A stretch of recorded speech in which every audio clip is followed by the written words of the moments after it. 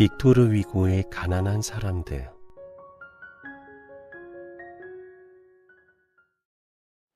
바다는 분노하고 있었습니다. 그것은 단순한 폭풍우가 아니라 거대한 암흑의 짐승이 세상을 집어삼키려는 듯한 울부짖음이었습니다. 절벽 위를 때리는 파도는 하얀 거품을 일으키며 산산조각 났고 칼날이 되어 대지를 핥히고 있었습니다. 그 아수라장 같은 해안가 한 구석, 금방이라도 무너질 듯 위태롭게 서 있는 낡은 오두막 안에서 어부의 아내 제니는 홀로 깨어 있었습니다. 방 안에는 가느다란 촛불 하나가 일렁이고 있었습니다. 그 빛은 너무나 미약해서 방 안의 어둠을 몰아내기보다는 오히려 구석구석 도사린 가난의 그림자를 더욱 짙게 드러내고 있었습니다. 갈라진 벽 틈으로는 소금기 섞인 차가운 바람이 끊임없이 휘파람 소리를 내며 파고들었고, 지붕 위로 떨어지는 빗줄기는 무거운 망치 소리처럼 그녀의 가슴을 때렸습니다. 제니는 그 소음 속에서 오직 단 하나의 소리, 남편의 배가 해안가 자갈밭에 닿는 소리만을 기다리고 있었습니다. 신이시여, 그는 지금 어디에 있습니까? 그녀의 남편은 가족을 먹여 살릴 단 몇 마리의 고기를 잡기 위해 이 지옥 같은 바다로 나갔습니다. 작은 목선 하나의 의지에 산더미 같은 파도를 넘고 있을 그를 생각하면 제니의 손끝은 공포로 차갑게 얼어붙었습니다. 그녀는 고개를 돌려 방 안쪽 바닥에 깔린 낡은 집더미 위를 보았습니다. 그곳에는 5 아이가 넝마 같은 이불 하나를 서로 끌어당기며 엉겨붙어 잠들어 있었습니다. 제니는 아이들의 가쁜 숨소리를 들으며 생각에 잠겼습니다. 우리는 얼마나 가난한가. 남편이 목숨을 걸고 바다와 싸워 얻어오는 그 적은 수확으로 7 식구가 입에 풀칠을 하는 삶. 그녀의 손마디는 이미 고된 노동으로 뒤틀려 있었고 얼굴에는 나이보다 이른 주름이 깊게 패어 있었습니다. 만약 오늘 밤 바다가 그를 영영 데려가 버린다면 이 아이들은 내일 아침 무엇을 먹여야 하는가? 그 잔인한 물음이 그녀의 목을 조여왔습니다. 그때 제니는 문득 옆집 오두막을 떠올렸습니다. 그곳에는 과부 시몬이 2 아이와 살고 있었습니다. 시몬은 오랫동안 병석에 누워 있었고 며칠째 그 집 굴뚝에서는 연기 한 점 피어오르지 않았습니다. 제니의 마음속에 불길한 예감이 독버섯처럼 피어올랐습니다. 그녀는 괜찮은 걸까? 제니는 등불을 챙겨들고 밖으로 나갔습니다. 폭풍우는 자비가 없었습니다. 빗줄기가 그녀의 시야를 가렸고 바람은 그녀의 작은 몸을 바다 쪽으로 거세게 밀어냈습니다.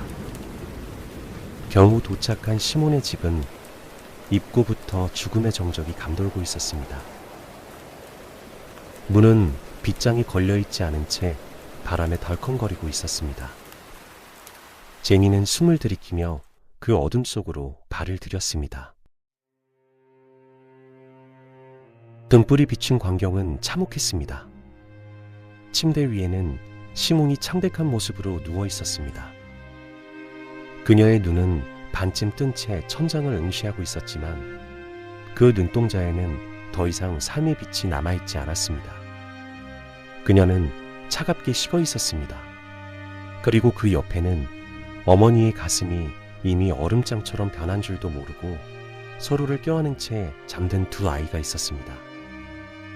제니는 온몸에 전율을 느꼈습니다. 이것은 운명의 잔인한 농담 같았습니다. 죽은 여인의 손은 마치 마지막까지 아이들을 지키려 했던 듯 허공을 향해 굽어 있었습니다. 제니의 머릿속에는 수만 가지 생각이 폭풍처럼 몰아쳤습니다. 이 아이들을 이대로 두면 죽을 거야. 하지만 우리 집은 우리 아이들도 굶주리고 있는데 남편은 나를 원망할 거야. 우리가 무슨 힘이 있다고.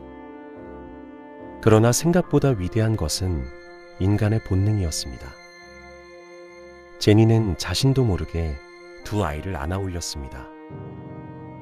아이들의 작은 몸이 그녀의 가슴에 닿았을 때 그녀는 그것이 짐이 아니라 지켜야 할 생명임을 느꼈습니다. 그녀는 두 아이를 품에 안고 빗속을 뚫고 자신의 집으로 달려왔습니다. 그리고 5아이가 잠든 침대 곁에 죽은 이웃의 아이들을 조심스럽게 내려놓았습니다. 제니는 하얗게 질린 얼굴로 커튼을 쳤습니다. 그녀의 심장은 밖의 천둥 소리보다 더 크게 요동치고 있었습니다.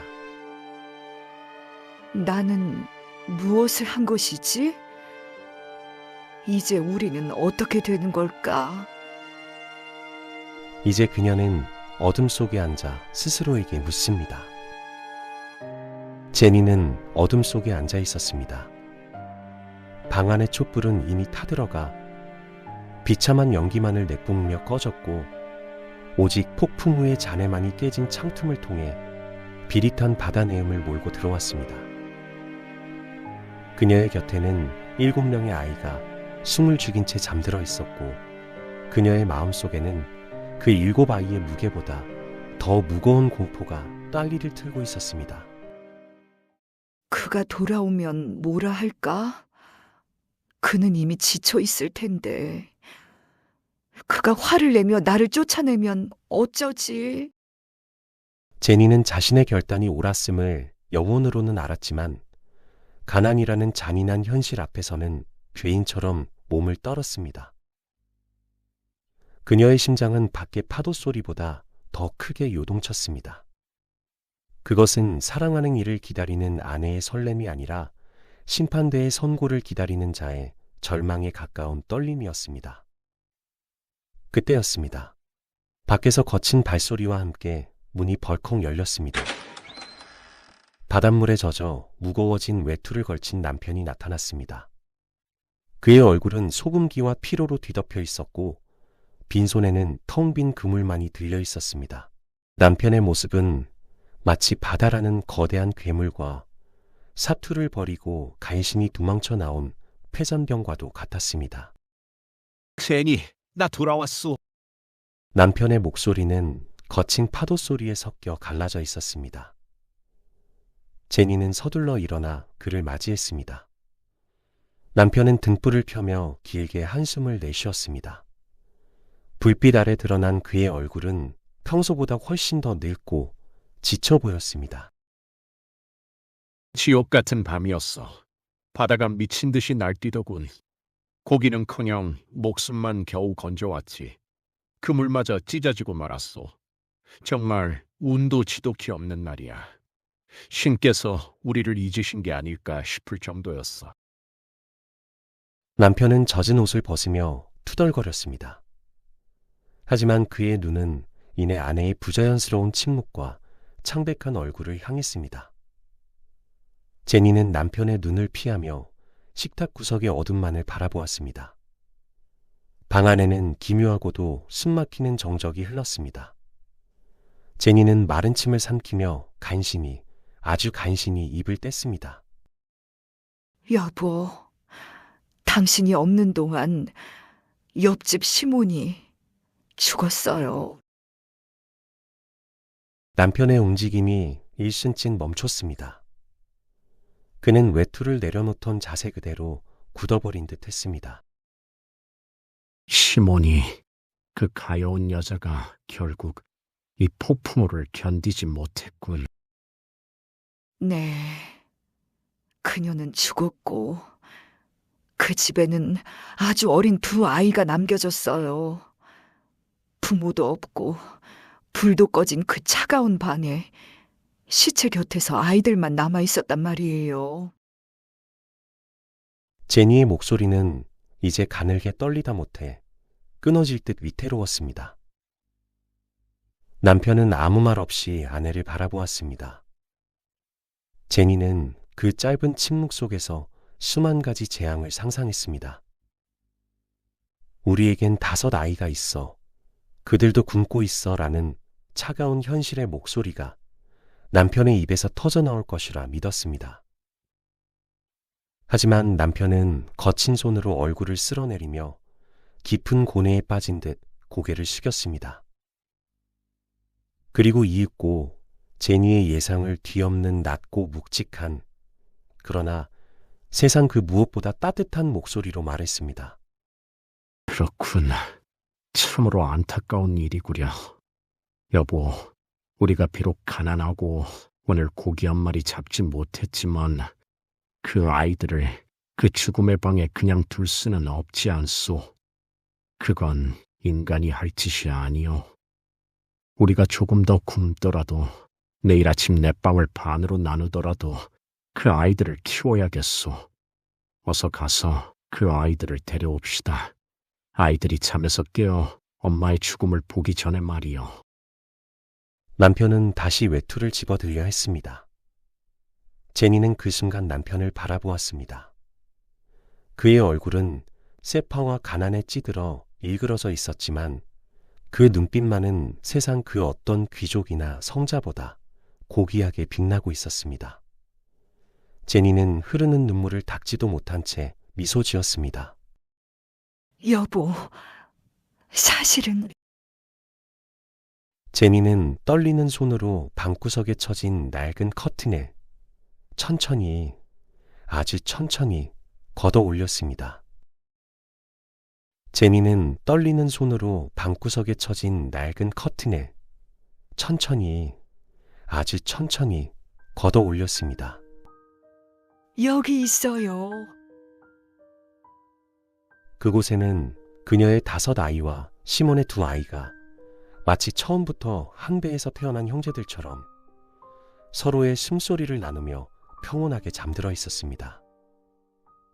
남편은 그 광경을 보고 잠시 멈칫하더니 이내 아내의 어깨를 꽉 쥐었습니다. 2 사람 사이에는 더 이상의 말이 필요하지 않았습니다. 밖에서는 여전히 분노한 바다가 울부짖고 있었고 오두막은 금방이라도 무너질 듯 흔들렸지만 그 안에서 2 가난한 부부가 나눈 침묵은 세상 그 어떤 웅변보다 강력한 울림을 만들어내고 있었습니다.